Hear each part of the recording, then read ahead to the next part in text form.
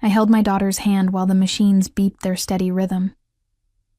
Grace was 3 years old, and her fingers were so small they barely wrapped around my thumb. The pediatric oncology ward smelled like antiseptic and artificial hope, and I had memorized every crack in the ceiling tiles above her bed. "Mommy, can we go to the park when I feel better?" Grace whispered, her voice scratchy from the breathing tube they had removed that morning. "Absolutely, sweetheart," I said, brushing her thin hair back from her forehead. "We'll go on the swings, just like before." Grace smiled, and for a moment, I could pretend that the cancer ravaging her tiny body was just a nightmare I would wake from. But the doctors had been clear during their last meeting with me. Stage 4, neuroblastoma. The experimental treatment had failed. We were looking at weeks now, maybe days. My phone buzzed in my pocket. I ignored it. Nothing mattered except this moment, this hand in mine, this precious child who had turned my world from black and white into brilliant color the moment she was born. The phone buzzed again, and again. "You can check it, Mommy," Grace said. "I'm okay." I pulled out my phone, expecting messages from my supervisor at the community health clinic where I worked as a nurse. Instead, I saw 17 messages from my sister, Vanessa. The first one made my stomach drop. "Mira, I know this is hard for you, but I really need you to be there for my housewarming party. I finally bought my dream house." I stared at the screen. Vanessa knew Grace was dying. She had visited exactly once in the past 6 months, staying for 20 minutes before complaining about hospital parking fees. I scrolled through the other messages. Each one was more insistent than the last. "Mom and Dad are flying in for it. Everyone will be there. I'm thinking June 15th. Does that work for you? You've been so focused on Grace. I know you need this distraction. June 15th. I looked at my daughter, watched her chest rise and fall with effort. The doctors had given us until mid-June at best. My sister wanted to celebrate her new house during the time I would be burying my child. I did not respond. I put my phone away and sang Grace's favorite lullaby until she fell asleep. That evening, I called Vanessa from the hospital cafeteria. She answered on the first ring, her voice bright and eager. "Mira, did you see my messages? Isn't it exciting? The house has 4 bedrooms and a pool. Can you imagine?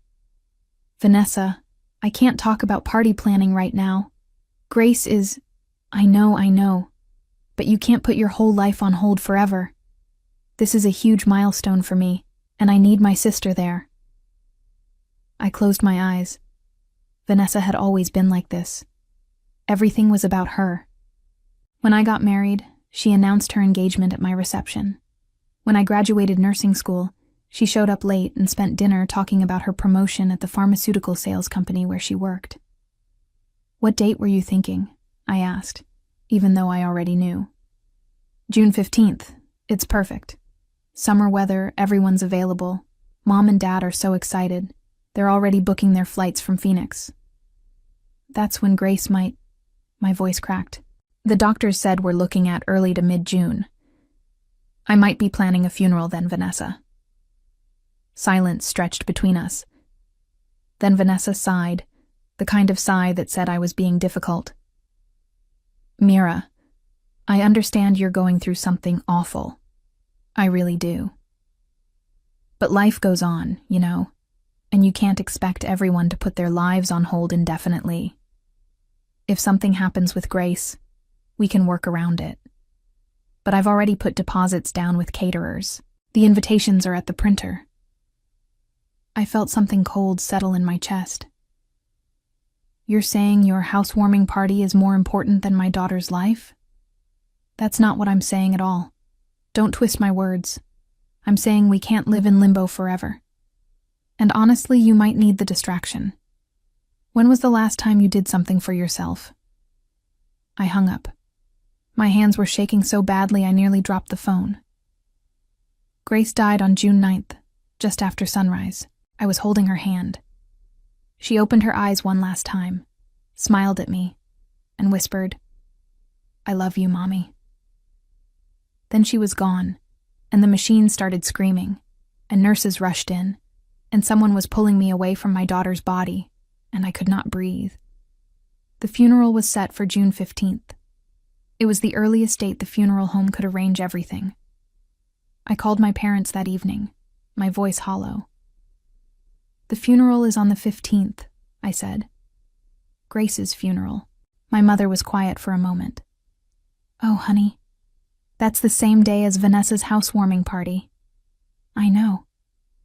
Well, I'm sure Vanessa will understand. She'll reschedule. This is more important. I wanted to believe her. I waited for my mother to say she would call Vanessa immediately. That of course they would be at their granddaughter's funeral. That nothing mattered more than being there for me. Instead, my mother said, "Let me talk to your father and Vanessa. We'll figure something out." That night, Vanessa called me. I almost did not answer, but some part of me hoped she would do the right thing. "Mira, Mom told me about the funeral date," Vanessa said. Her tone was careful, measured. "I'm so sorry about Grace. I really am." "Thank you. But I've been thinking, and I really can't change the party date. I have over 100 people invited. The caterers, the band, everything's set up. It would cost me thousands of dollars to reschedule. I've already lost the deposit on the tent rental because they're booked solid for the rest of summer." I felt like I was underwater, her words reaching me from somewhere far away. "You want me to change my daughter's funeral date?" "Well, I mean, does it have to be that specific day? Can't you do it the week after? Or even the week before? Funerals are more flexible than you think. My friend's mom died last year and they waited almost 3 weeks for the service." Grace is at the funeral home, Vanessa. In a refrigerator.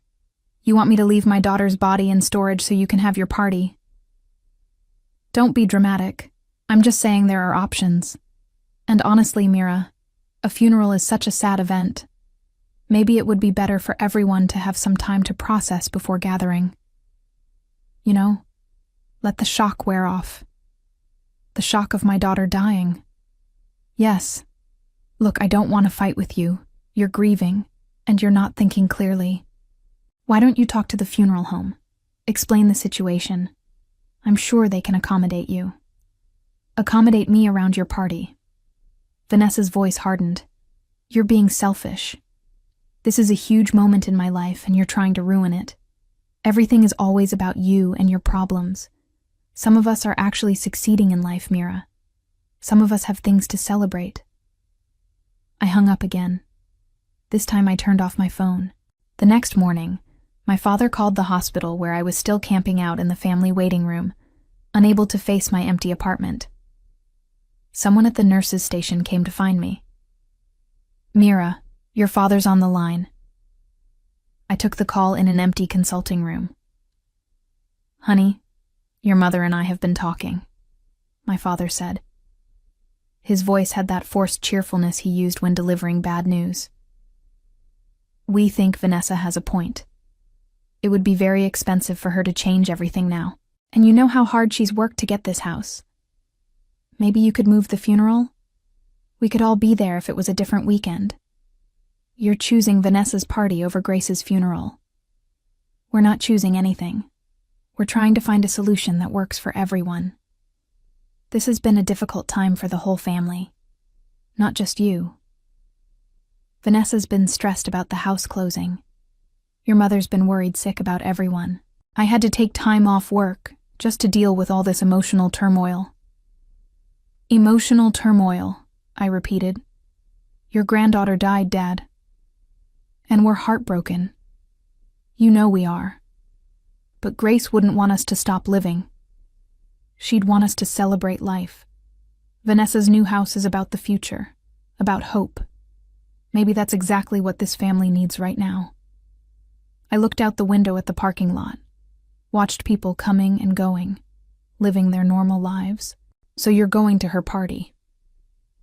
My father hesitated. "We've already bought the plane tickets, and Vanessa really needs us there. She's been planning this for months. It's not like we didn't care about Grace. We sent cards. We called when we could. You visited twice in 6 months. We live in Phoenix, Mira. We can't just drop everything and fly out every week. We have lives too. Responsibilities.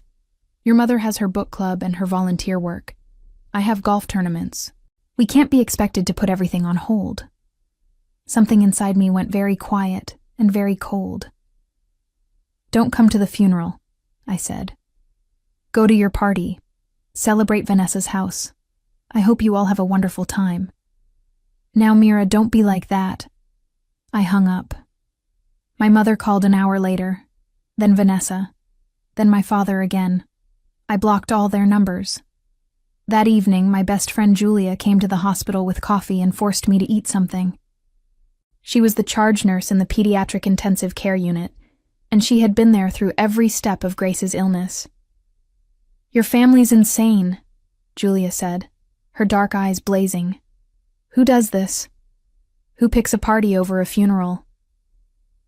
People who never really cared in the first place, I said. My voice sounded strange to my own ears. Flat. Empty. What are you going to do? Have the funeral. Say goodbye to my daughter. Try to figure out how to keep breathing. Julia squeezed my hand. I'll be there. Everyone from the hospital who loved Grace will be there. You're not alone. But I was alone. I had never felt more alone in my life. The funeral was small. Julia came. Grace's father, David, flew in from Seattle, where he had moved after our divorce. We had split when Grace was 1, and he had been sporadic in his involvement, but he had loved her in his way. His face was ravaged with grief. Some colleagues from the clinic attended. A few neighbors. Grace's preschool teacher, who sobbed through the entire service. My family was not there. I stood at Grace's tiny white casket and delivered the eulogy I had written at 3 a.m, my hands shaking so badly the paper rattled. I talked about her laugh, her love of strawberries, the way she sang made-up songs about everything she saw. I talked about her bravery, how she never complained even when the treatments made her so sick she could not lift her head. I talked about the light she brought into the world, and how that light had been extinguished far too soon. I did not mention my sister.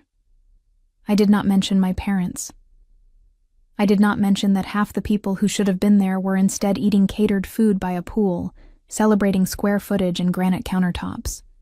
After the service, after Grace was lowered into the ground, after I threw dirt onto her casket and heard the hollow sound it made, I went home to my apartment.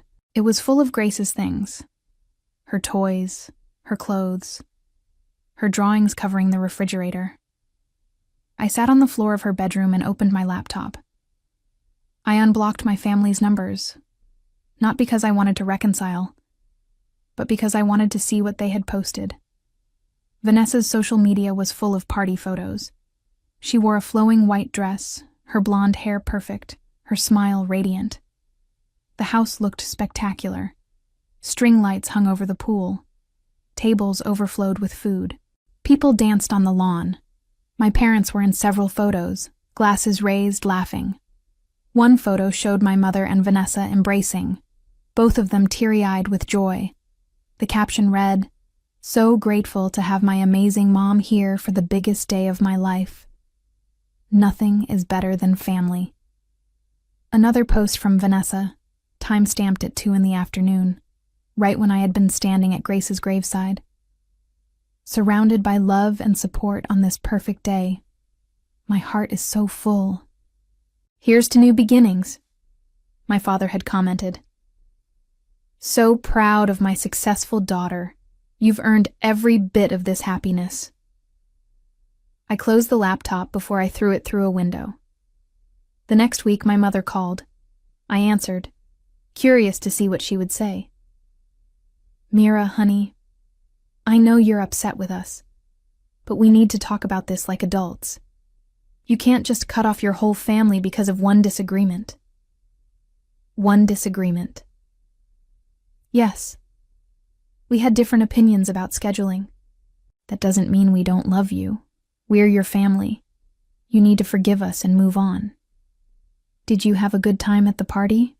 I asked. My mother hesitated. It was lovely. Vanessa's house is beautiful, but we thought about you the whole time. We really did. You thought about me while you were dancing by the pool. Mira, you're being vindictive. Vanessa worked so hard for that house. We couldn't let her down. And honestly, it wasn't like we could do anything for Grace. She was already gone. Our being at the funeral wouldn't have changed that. It would have changed it for me. You need to stop being so selfish. Everything isn't about you and your feelings. Vanessa has feelings too. She was hurt that you made such a big deal about the date conflict. She felt like you were trying to overshadow her accomplishment. I laughed. It sounded unhinged, even to me. I was burying my daughter, and Vanessa felt overshadowed. You know what I mean. You've always had a flair for drama, Mira. Ever since you were little. Always needing attention, always making everything into a crisis. We love you, but we can't enable this behavior anymore. Don't call me again, I said. Mira Jane, don't you dare. I hung up and blocked them all again. That night, I could not sleep. I lay in bed, staring at the ceiling, thinking about everything.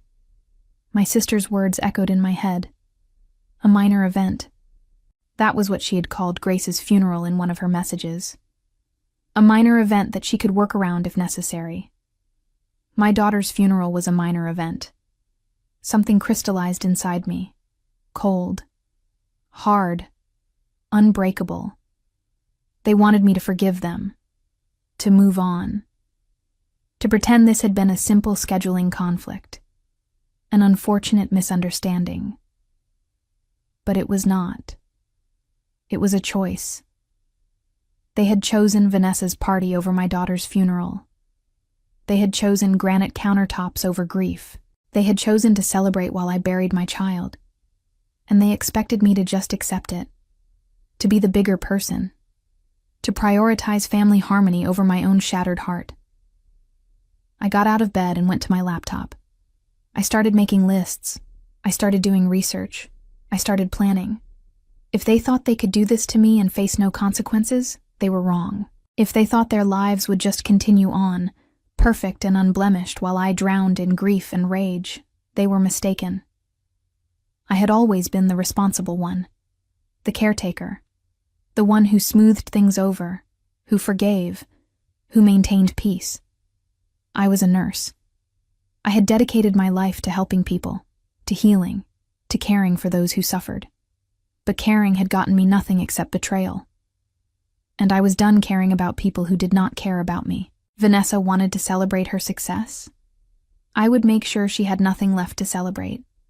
My parents wanted to enable her selfishness. They would learn what it cost. I had weeks of unused vacation time. I had savings I had been putting away for Grace's future, money that now had no purpose. I had skills, intelligence, and determination. Most importantly, I had nothing left to lose. Over the next 3 days, I made phone calls. I pulled records. I asked careful questions of the right people. I had spent years working in healthcare, building relationships, learning how systems worked. Those connections were about to become very useful. By the end of the week, I had what I needed. Information, leverage, a plan that would unravel everything Vanessa had built. Because my sister did not just sell pharmaceuticals.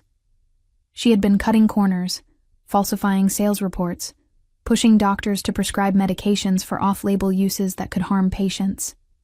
And I had proof. I started with the pharmaceutical board. Vanessa worked for Healthwise Pharmaceuticals, a mid-sized company that specialized in pain management medications. She had been their top sales representative for 3 years running, earning bonuses that dwarfed my annual salary. She drove a luxury car, wore designer clothes, and had just bought a house worth $800,000. All of it built on fraud.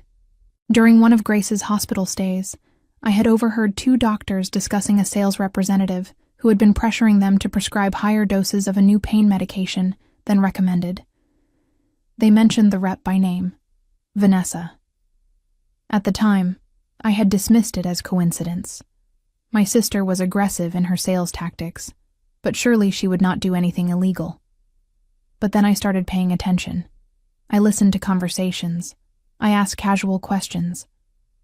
I discovered that Vanessa had been offering kickbacks to doctors, disguised as consulting fees, and speaking honorariums.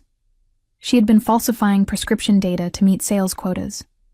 Most damningly, she had been encouraging off-label use of a medication that had serious cardiac side effects, leading to at least 2 patient deaths that I could trace. I had documentation. Emails that Vanessa had foolishly sent from her personal account, complaining to friends about the stupid rules she had to work around. Text messages where she joked about doctors being easy money. Recorded phone calls from the hospital system where she had pushed physicians to prescribe higher doses than medically indicated. I compiled everything into a detailed report. Then, I contacted an investigative journalist named Trevor, who had written extensively about pharmaceutical fraud. I had met him 2 years ago when he was researching a story on healthcare costs and interviewed several nurses from my clinic. We met at a coffee shop in downtown Austin on a Wednesday morning. Trevor was in his 40s, with graying hair and sharp eyes that missed nothing. "This is substantial," he said, flipping through the documents I had brought. "Where did you get all this?" "I'm a nurse. I work in the system. I pay attention." "And the subject is your sister?" "Yes." Trevor looked at me carefully. "This will destroy her career, probably result in criminal charges. Are you sure you want to do this?" "She called my daughter's funeral a minor event," I said. "She scheduled her housewarming party on the same day and expected me to change the funeral. My parents went to her party instead of supporting me. So yes, I am very sure."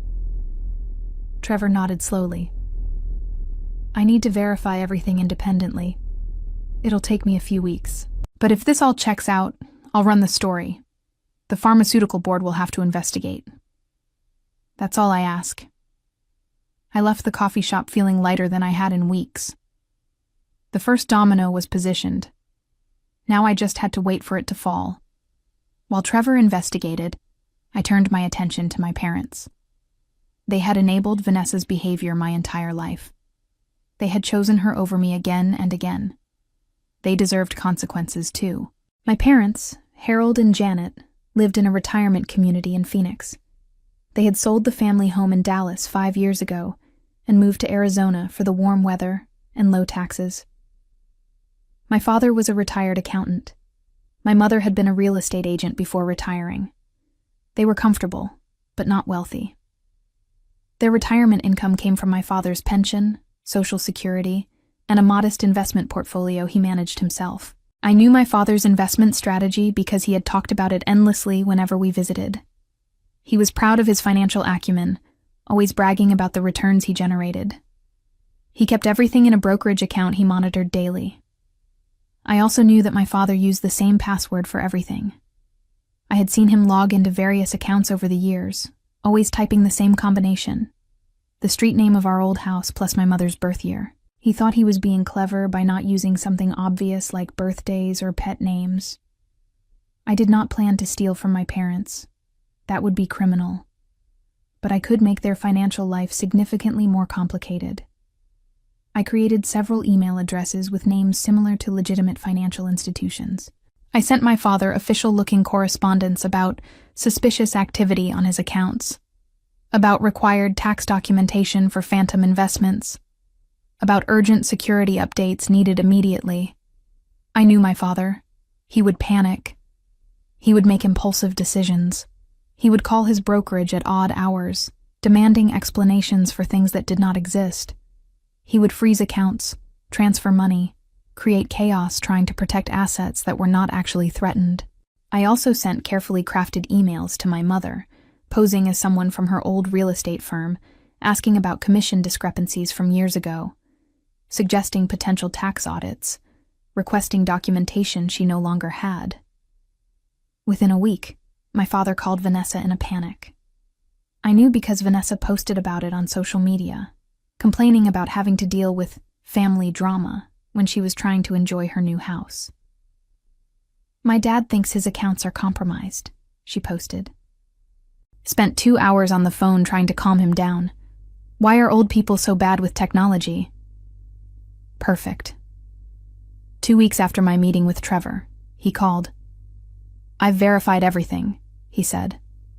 This story runs tomorrow. The pharmaceutical board has already been notified and they're opening an investigation. Federal prosecutors are looking at it too. Your sister is about to have a very bad day. Thank you. I'm sorry about your daughter, Trevor added. I have a kid. I can't imagine what you went through. I hope this gives you some peace. It would not give me peace. Nothing would bring Grace back. But it would give me satisfaction, and that was enough. The article published on a Thursday morning.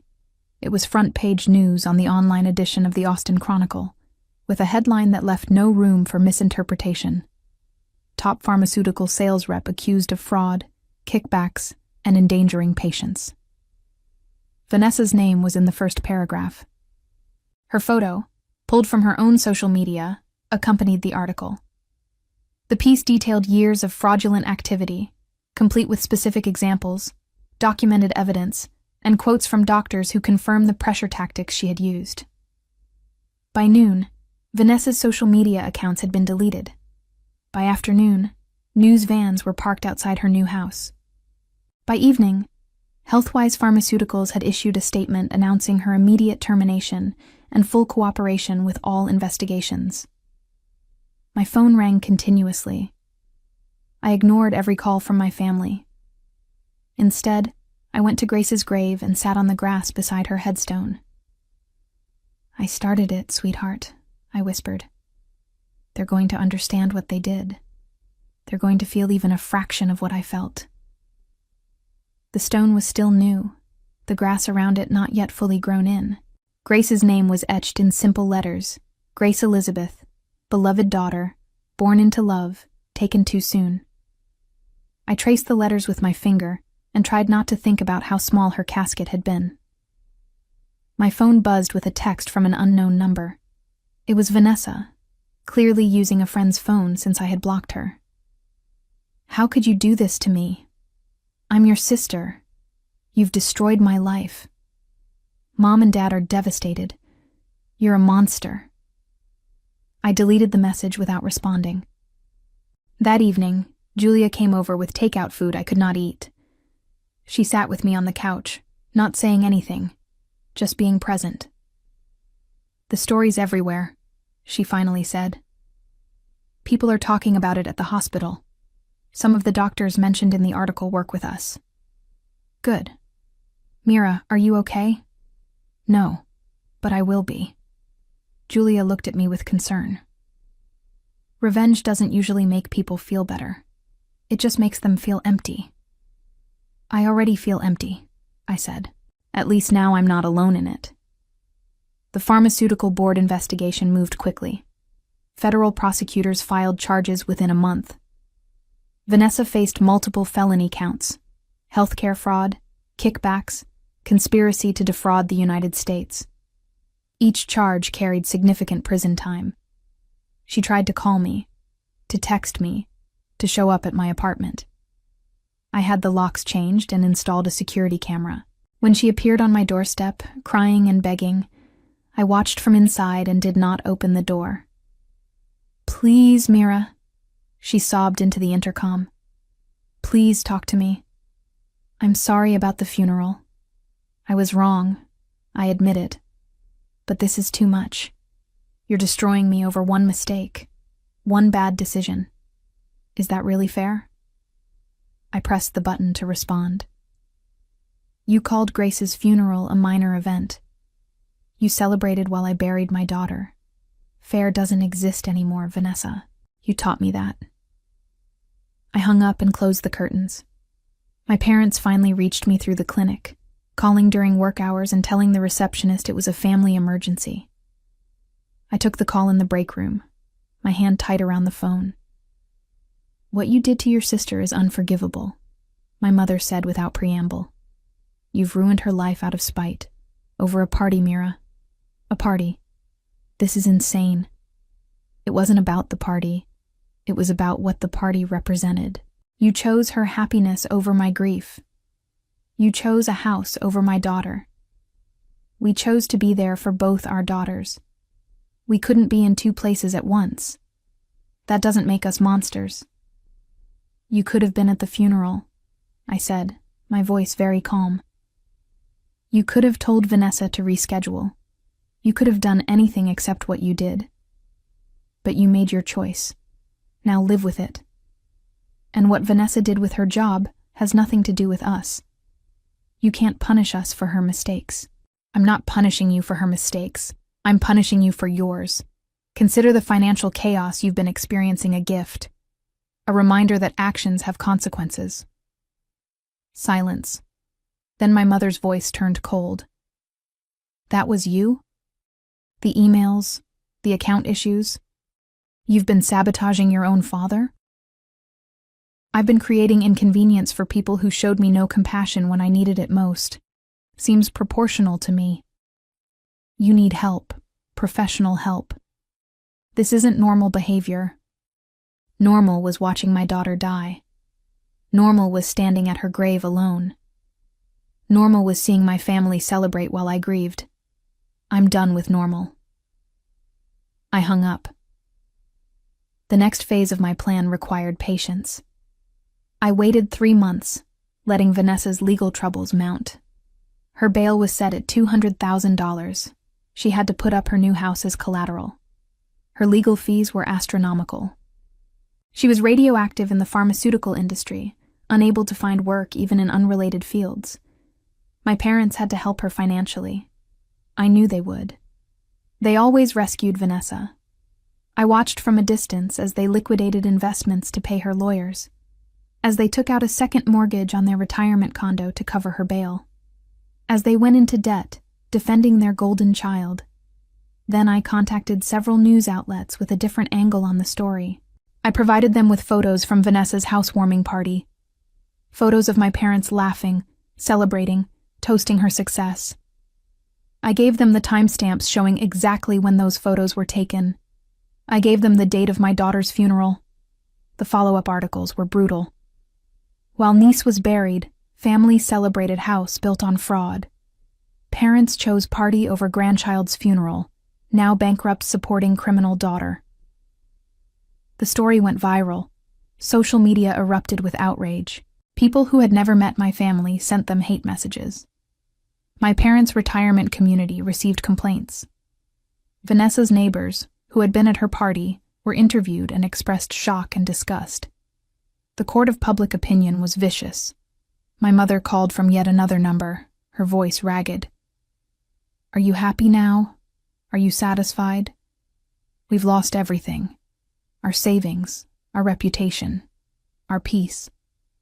Strangers spit at us in grocery stores. We can't go anywhere without being recognized and harassed. Your father had a heart attack from the stress. He's in the hospital. Does that make you feel better?" "Is he going to die?" I asked. "What? Is my father going to die? Because if he is, I should probably know so I can schedule accordingly. I'd hate to have any conflicts with my plans." My mother made a sound like a wounded animal. "How did you become this person?" "You made me this person," I said. "You taught me that family means nothing, that love is conditional, that some celebrations matter more than other people's grief. I learned from the best. Grace wouldn't want this. She was a sweet child. She'd be horrified by what you're doing." The mention of my daughter's name in my mother's mouth made me see red. "Don't you dare talk about Grace. You have no right to her memory. You abandoned her. You chose a party over her funeral. She stopped being your granddaughter the moment you made that choice. We loved Grace. You loved the idea of Grace. The perfect granddaughter you could post about on social media, take photos with on holidays, brag about to your friends. You never loved the reality of Grace. The sick child who needed actual support, actual presence, actual sacrifice. That was too inconvenient for you. That's not true. It's completely true. You visited her twice in 6 months. Twice. While she was dying. You couldn't be bothered to fly out more than that, because it would interfere with golf and book club. So don't pretend you loved her. Don't pretend you're anything other than selfish people who only care about appearances. My mother was crying now. We're your parents. We made mistakes, but we tried our best. We don't deserve this. I was your daughter. I made no mistakes except loving you. I didn't deserve what you did to me either. Life isn't fair, Mother. You taught me that lesson very well. I hung up and blocked that number too. 4 months after the initial article, Vanessa's trial began. The evidence was overwhelming. She took a plea deal. 5 years in federal prison, restitution to victims, permanent ban from working in pharmaceuticals or healthcare. Her sentencing hearing was public. I attended, sitting in the back of the courtroom. Vanessa saw me. Our eyes met across the room. Hers were filled with tears and hatred in equal measure. The judge asked if she had anything to say before sentencing. Vanessa stood, her designer clothes replaced with a plain gray suit, her perfect hair pulled back in a simple ponytail. I take responsibility for my actions, she said, her voice shaking. I made terrible choices. I hurt people. I violated the trust of medical professionals and patients. I deserve punishment. She paused, looked directly at me. But I want the court to know that my own sister orchestrated my downfall. Not out of concern for patient safety, not out of righteousness, but out of revenge over a family disagreement. She deliberately destroyed my life to punish me for attending my housewarming party instead of her daughter's funeral. She's not a hero. She's vindictive and cruel, and she used the legal system as a weapon. The prosecutor objected. The judge sustained. But Vanessa had said what she wanted to say. The judge sentenced her to the agreed-upon 5 years. As she was led away, Vanessa looked back at me one more time. I held her gaze, my face expressionless, until she turned away. My parents tried one final time to reach me. They came to Austin, showed up at the clinic where I worked. Security called me down to the lobby. They looked terrible. My father had lost weight, his face gray and haggard. My mother's hands shook. They had aged a decade in 6 months. We're leaving Phoenix, my father said. We can't afford to stay. We've sold the condo at a loss. We're moving to a smaller place in Oklahoma, near your aunt. We wanted to see you before we left. Okay? Okay? That's all you have to say? What do you want me to say, Dad? I want you to tell us we can fix this.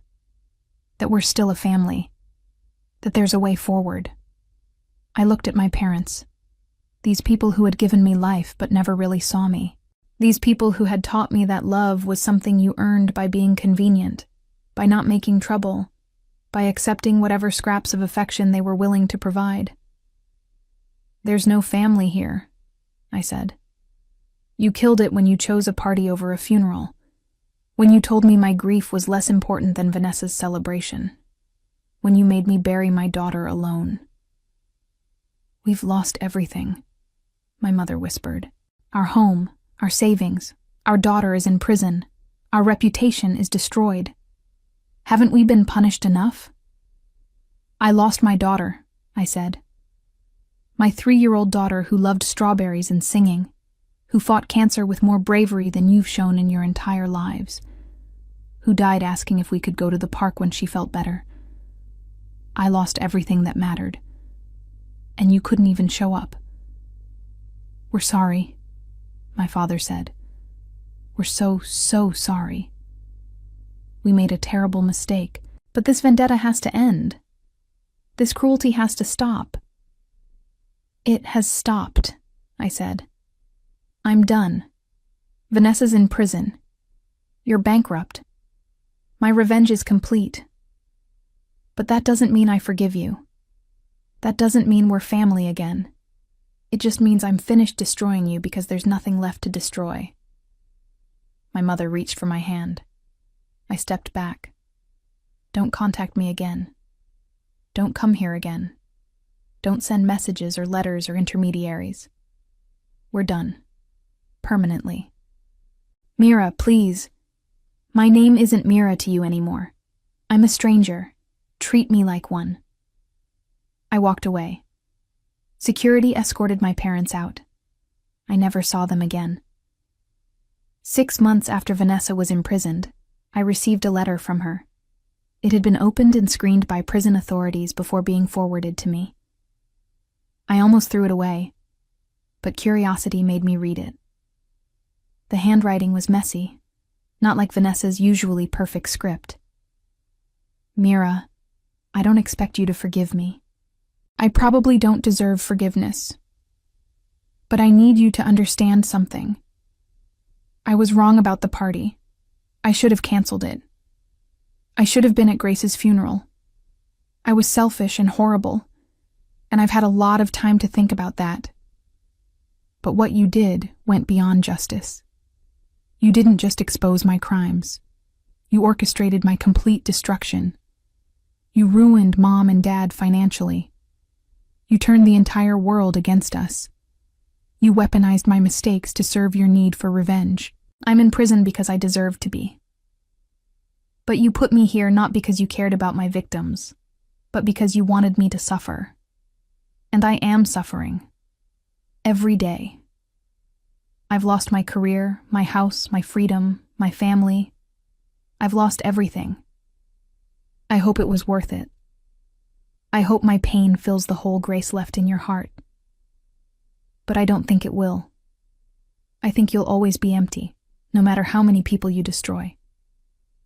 I loved Grace too. I know I didn't show it well. I know I was a terrible aunt. But I did love her. And I think she'd be sad to see what you've become. Vanessa. I read the letter twice. Then I burned it in my kitchen sink and washed the ashes down the drain. A year after Grace died, I stood at her grave on a Sunday morning. The grass had filled in completely now. Flowers grew around the headstone, planted by the groundskeepers. The cemetery was quiet except for birds singing in the trees. I did what I set out to do, I told her. Vanessa's in prison. Mom and Dad lost everything. Everyone knows what they did to us. Everyone knows they chose a party over your funeral. The wind rustled through the leaves. Somewhere nearby, someone was placing flowers on another grave. Vanessa said you'd be sad about what I became. Maybe she's right. Maybe you would be disappointed in me. But I needed them to understand. I needed them to hurt the way I hurt. I sat down on the grass, leaning against the headstone. The thing is, sweetheart, it doesn't feel the way I thought it would. I thought I'd feel satisfied, vindicated. I thought watching them suffer would somehow balance the scales. But it just feels empty. Different empty than before, but still empty. A woman walked past with a small child, a little girl about Grace's age. The child was laughing, running ahead of her mother, full of life and energy. I watched them until they disappeared behind a mausoleum, and the ache in my chest threatened to split me open. I miss you so much, I whispered. Every single day, every single moment. Nothing makes it better. Not revenge, not justice, not anything. You're just gone. And I'm still here. And I don't know how to live in a world without you. I stayed until the sun was high overhead, talking to a headstone, pretending my daughter could hear me. When I finally left the cemetery, I drove to the support group meeting I had been attending for the past 6 months. It met in a church basement every Sunday afternoon, a gathering of parents who had lost children. I had resisted going for a long time, convinced that nothing could help, that I was beyond comfort. But Julia had insisted. She had driven me to the first meeting, sat with me through it, held my hand when I cried. The group facilitator was a woman named Patricia, who had lost her son to leukemia 15 years earlier. She had kind eyes and a gentle manner, and she never pushed anyone to share before they were ready. I had not spoken during meetings for the first 2 months. I just sat and listened to other parents talk about their grief, their guilt, their desperate attempts to find meaning in loss that had no meaning. Eventually, I started talking.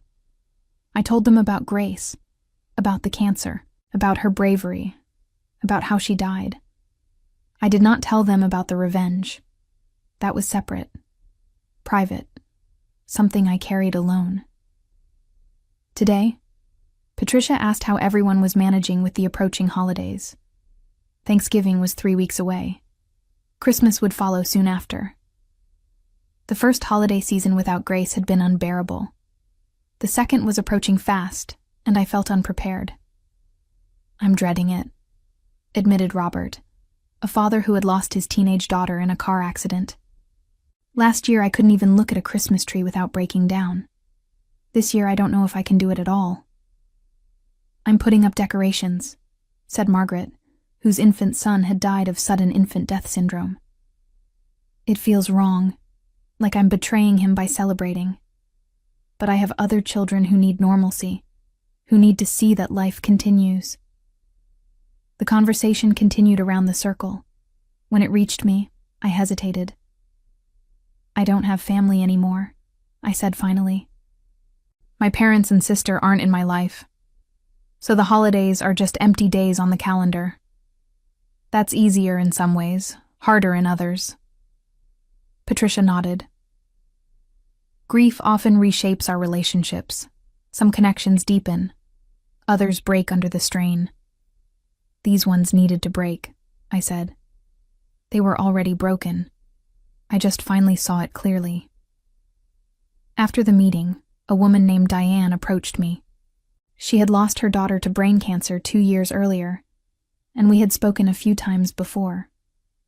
"I heard about your sister," she said quietly. "The pharmaceutical fraud case. I saw your name mentioned in one of the articles."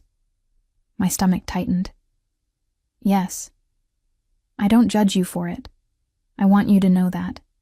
I understand the need to make people accountable, to make them see what they did." "Thank you." Diane squeezed my arm. "But I also want you to be careful.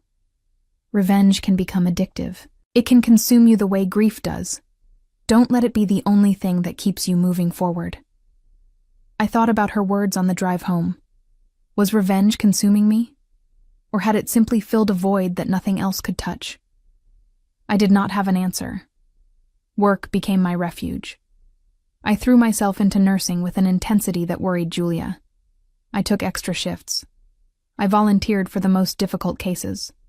I stayed late, came in early, worked through lunch breaks.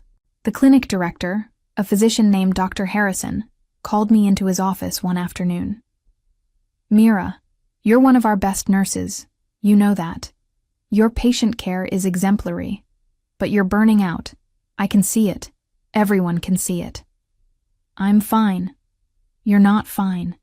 You've worked 50-hour weeks for 3 months straight. You haven't taken a vacation day since your daughter passed. You need rest." "Work helps. It keeps me focused." Dr. Harrison leaned back in his chair, studying me. "I lost my brother when I was in medical school. Motorcycle accident. I did exactly what you're doing. Worked myself to exhaustion trying to outrun the grief. It doesn't work. The grief is always waiting when you stop." "So what's the alternative? Sit at home and fall apart?" "The alternative is finding a way to live with the grief instead of running from it. Therapy, support groups, time to process. Not just work, work, work until you collapse." "I'm already in a support group." "That's good, but you also need to give yourself permission to heal. To have a life beyond your daughter's death. That doesn't mean forgetting her. It means learning to carry her memory without letting it destroy you." I left his office feeling agitated. Everyone had advice about grief. Everyone thought they knew the right way to mourn, the proper timeline for healing, the appropriate methods of coping. But none of them had buried a 3-year-old. None of them had been abandoned by their family in their darkest hour. None of them understood the particular combination of rage and anguish that lived in my chest, inseparable and constant. 2 months before the second anniversary of Grace's death, I received an unexpected phone call. The area code was from Oklahoma, where my parents had moved. It was not my parents calling. It was my aunt, Lydia, my father's sister. I had not spoken to her since before Grace died. "Mira, I know you probably don't want to hear from family right now, but I need to tell you something. Your father had another heart attack, a serious one this time. He's in intensive care." I felt nothing. No panic, no concern, no sadness. "Okay. Your mother asked me to call. She's afraid to contact you directly. She wanted you to know in case you wanted to visit."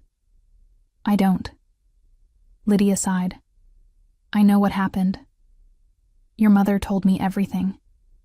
About the funeral, about Vanessa, about all of it. What they did was wrong, Mira. Unforgivably wrong. But your father might die. Don't you want to say goodbye?" "He said goodbye to me when he chose a party over his granddaughter's funeral. There's nothing left to say." "He's eaten up with guilt. Both of them are. They know they failed you. They just don't know how to fix it. They can't fix it. It's broken permanently. So you're just going to let him die without any reconciliation? You're going to carry that forever?" "I'm already carrying forever, Aunt Lydia. My daughter is dead. She died scared and in pain. And the people who should have supported me abandoned me. If my father dies, that's not my burden. That's his consequence. You've become so hard. I've become realistic. I spent my whole life believing family meant something. That blood created obligation. I was wrong. Family is just people who happen to share DNA. If they don't act like family, they don't deserve to be treated like family." Grace wouldn't want this. Everyone kept invoking Grace, as if her memory gave them authority to judge my choices. Grace is dead. She doesn't want anything. And she died knowing her grandparents cared more about a party than about her. So don't tell me what she would want. I hung up. My father did not die. He recovered enough to leave the hospital, though he was permanently weakened. I heard this through mutual acquaintances, not through family contact. I felt no relief at his survival. I felt nothing at all. The second anniversary of Grace's death arrived on June 9th. I took the day off work. I went to the cemetery early, before the heat of the day set in. Her grave looked the same as always. Peaceful, well-maintained. A permanent reminder that my daughter existed, that she mattered, that she was loved. I brought strawberries and placed them beside the headstone, Grace's favorite fruit. 2 years, I said aloud. 2 years since you left me. It doesn't feel shorter. It doesn't hurt less. People said time would help. They lied. I sat on the grass, cross-legged, the way I used to sit when we had picnics in the park, before she got too sick to leave the hospital. I destroyed them, Grace. Everyone who hurt us. Vanessa's in prison. Mom and Dad lost everything. They're old and broken and alone. I did that. I made it happen.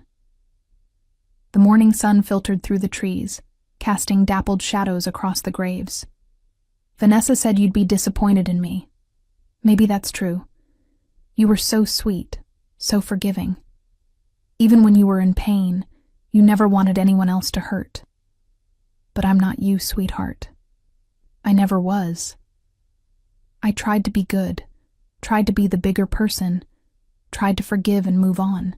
It got me nothing except more pain. I traced her name on the headstone again, the ritual I performed every visit. I don't regret it. That's what you need to know. I don't regret making them pay for what they did. They deserved every bit of suffering I caused. But Diane was right. Revenge didn't fill the emptiness. It just gave me something to focus on besides missing you. A groundskeeper was mowing grass in the distance, the sound a low hum in the quiet morning. I don't know what comes next. I don't know how to live without you, and without the mission of making them hurt.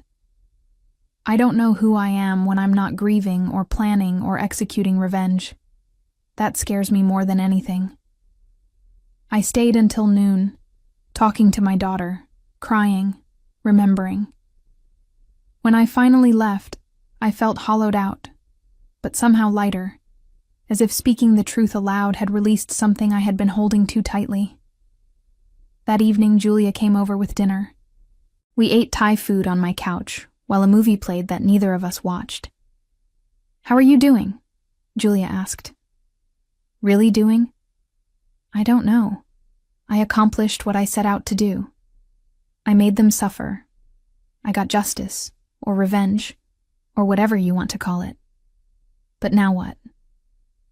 Now you figure out how to live. I don't know if I remember how." Julia set down her food and turned to face me.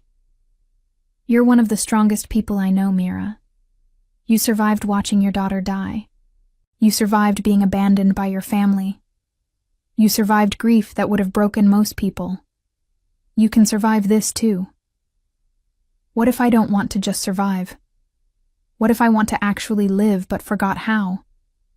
Then you learn again. One day at a time.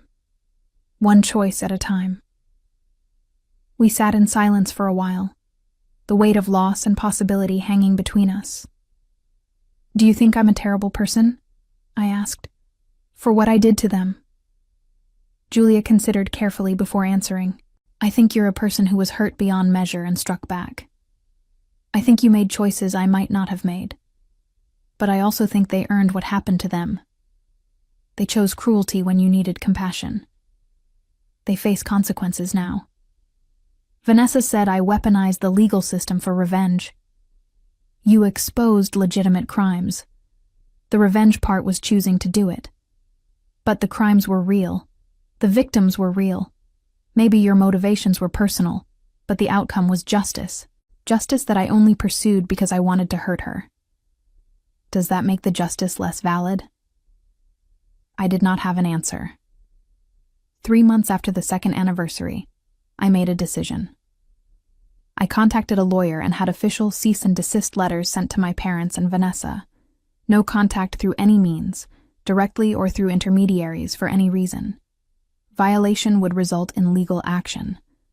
It felt final, permanent.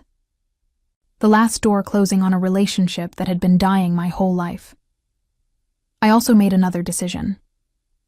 I started volunteering with a pediatric cancer support organization, working with families who were navigating the same nightmare I had survived.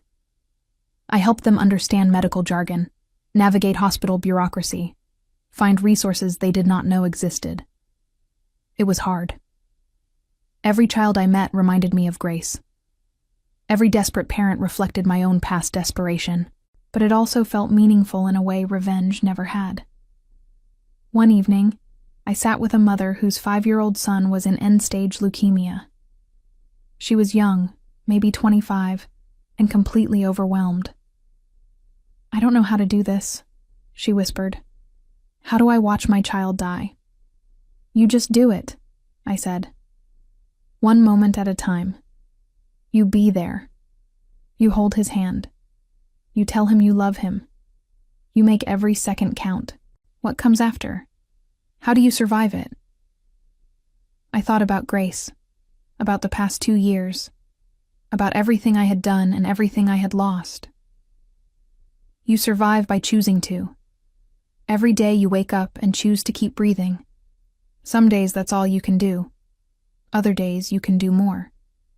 But it starts with the choice. Does it get easier? No, it gets different. The grief changes shape. The pain becomes familiar instead of shocking. You learn to carry it. But easier? No, she cried then, and I held her. This stranger who was living my nightmare all over again. When I left that evening, I felt something shift inside me. Not healing exactly, but maybe the first whisper of purpose beyond pain. The months continued. Vanessa remained in prison, her appeals denied. My parents stayed in Oklahoma, aging and isolated. I heard through the family grapevine that they had tried reaching out to other relatives, attempting to explain their side of the story, but found little sympathy. The court of public opinion had ruled against them permanently. I learned that Vanessa's new house had been sold to cover her restitution payments, that my parents had declared bankruptcy, that the weight of their choices had crushed them as thoroughly as I had intended. I waited to feel triumphant. I never did. What I felt instead was tired. Tired of anger, tired of pain, tired of living in the past. Grace was gone. My family was gone. The revenge was complete. But I was still here, still breathing, still moving through days that felt empty of meaning. One Sunday at the support group, Patricia asked us to share something we were grateful for. It was a common exercise, one I usually resisted. When the circle reached me, I surprised myself by speaking. I'm grateful that I learned who I could trust. I'm grateful that I found out what my family really was before wasting more years on them. I'm grateful for the time I had with Grace, even though it was too short. And I'm grateful that I'm still capable of helping other people, even after everything. Patricia smiled. That's growth, Mira.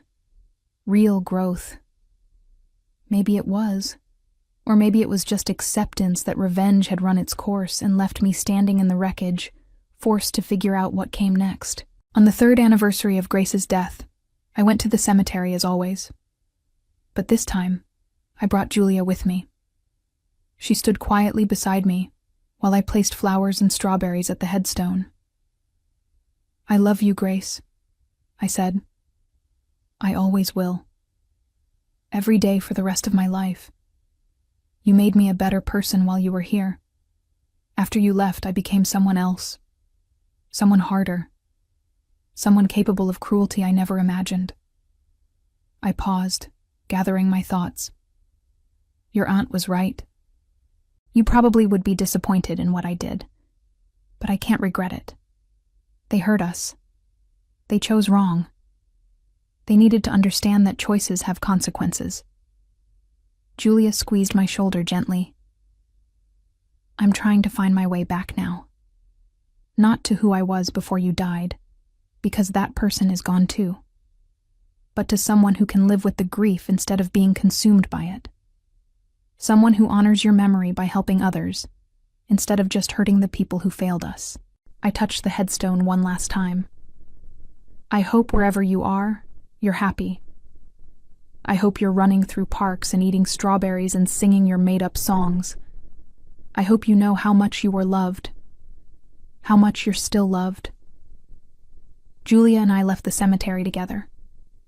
We went to lunch at a small cafe, and for the first time in 3 years, I talked about Grace without crying. I told Julia stories about her daughter's laugh, her strange observations about the world, her fearless imagination.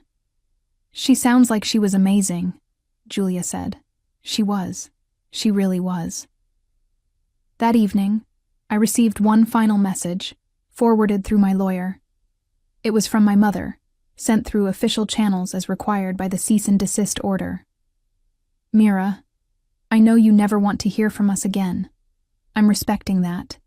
This is the last time I'll try to reach you. I just need you to know that we're sorry. Truly, deeply sorry. We failed you in the worst possible way. We chose wrong, and we've paid for it. We lost everything that mattered. Our daughter is in prison. Our granddaughter is dead. We're estranged from you. We're alone, broke, and broken. You got your revenge. I hope it brought you peace. I hope Grace is proud of what you became. I'll always love you, even if you can't love us anymore. Mom. I read it once, then deleted it. Vanessa served 3 years before being released on parole. I learned this through a news alert I had set up to track her case. She was required to live in a halfway house and work at minimum wage jobs, forbidden from any position involving healthcare or sales. I did not contact her. I did not attend her release. She was a stranger to me now, connected only by shared DNA and shared history that meant nothing anymore. My parents continued their quiet life in Oklahoma, My father's health remained fragile. My mother, I heard, had aged dramatically, her hair gone completely white, her hands shaking with a tremor that might have been physical or might have been the accumulated weight of guilt and loss. They had lost their golden child to prison and their other daughter to justified rage. They had lost their comfortable retirement to legal fees and bankruptcy. They had lost their reputation, their community, their peace. The consequences I had orchestrated had played out exactly as I intended. They suffered. They understood. They paid for choosing a party over a funeral, for valuing celebration over grief, for abandoning me when I needed them most. And yet, as I sat in my apartment on a quiet Tuesday evening, 3 years and 7 months after Grace died, I realized something important. The revenge had been necessary. It had been earned. It had been just. But it had not healed me. It had not brought Grace back. It had not filled the void her death created. What had started to heal me, slowly and painfully, was choosing to move forward. Choosing to help other families facing what I had faced. Choosing to find purpose in the grief instead of drowning in it.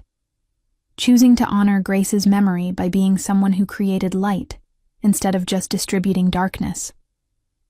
I looked at the photo of Grace on my mantle, the one from her 3rd birthday, 2 months before her diagnosis. She was laughing, her face covered in chocolate cake, her eyes bright with joy. "I walked away from them forever, sweetheart," I whispered to the photo. "They hurt us, and I made sure they understood what that meant. The revenge journey taught me that sometimes the people who should love us most are capable of the deepest betrayal. But it also taught me that I'm stronger than I ever knew, strong enough to survive losing you, strong enough to destroy the people who failed us, and maybe strong enough to build something meaningful from the wreckage." Outside my window, the city continued its endless rhythm. People lived their lives, unaware of my story, untouched by my grief or my rage.